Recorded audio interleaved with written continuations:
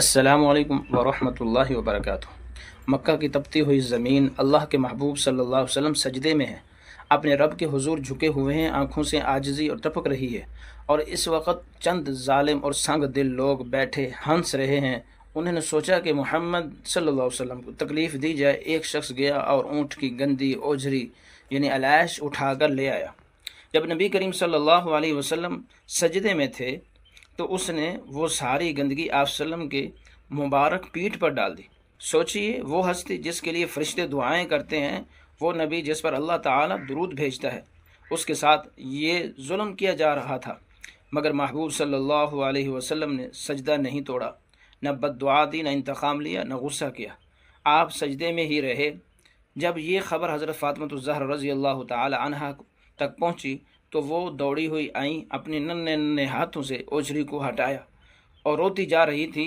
باپ کی مظلومیت دیکھ کر بیٹی کے آنسو رک نہیں رہے تھے، مگر رحمت دو عالم صلی اللہ علیہ وسلم اپنی پیاری بیٹی کو تسلی اور صبر کا درس دیا۔ آج ذرا سوچیں، ہم میں سے کسی کے ساتھ معمولی سی بے ادبی ہو جائے تو ہم آگ بگولا ہو جاتے ہیں، لیکن اللہ کے نبی صلی اللہ علیہ وسلم نے اتنی بڑی تکلیف برداشت کر لی۔ صبر اس لیے کیا کہ انسانیت ہدایت پا جائے۔ اس پہ ایک سوال پیدا ہوتا ہے، آخر نبی کریم صلی اللہ علیہ وسلم نے اتنی بڑی توہین اور اذیت برداشت کیوں کی؟ کیوں آپ نے ان ظالموں سے بدلہ نہ لیا؟ کیوں آپ نے صبر کا راستہ اختیار کیا؟ جواب، اس لیے کہ نبی کریم صلی اللہ علیہ وسلم صرف ایک انسان نہیں تھے بلکہ رحمت للعالمین تھے۔ آپ لوگوں کو تباہ کرنے نہیں بلکہ بچانے آئے تھے۔ آپ کا دل انتقام سے نہیں، امت کی محبت سے بھرا ہوا تھا۔ جو لوگ آپ پر پتھر مارتے تھے، آپ ان کے لیے بھی ہدایت کی دعا کرتے تھے۔ جو آپ صلی اللہ علیہ وسلم کو گالیاں دیتے تھے، آپ ان کی بخشش چاہتے تھے۔ یہی وجہ ہے کہ آج 1400 سال گزرنے کے باوجود کروڑوں دل اپنے نبی کریم صلی اللہ علیہ وسلم پر جان نچھاور کرتے ہیں۔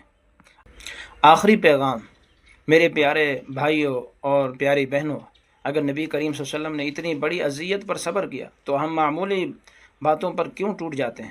آئیے آج عہد کریں کہ ہم اپنے محبوب صلی اللہ علیہ وسلم کی سنت صبر اور سنت برداشت اور سنت اخلاق کو اپنی زندگی میں اپنائیں گے، اور جب بھی نبی کریم صلی اللہ علیہ وسلم کا نام آئے تو دل کی گہرائیوں سے پڑھیں، اللہم صلی علی محمد النبی الامی وعلی آلہ وسلم تسلیما۔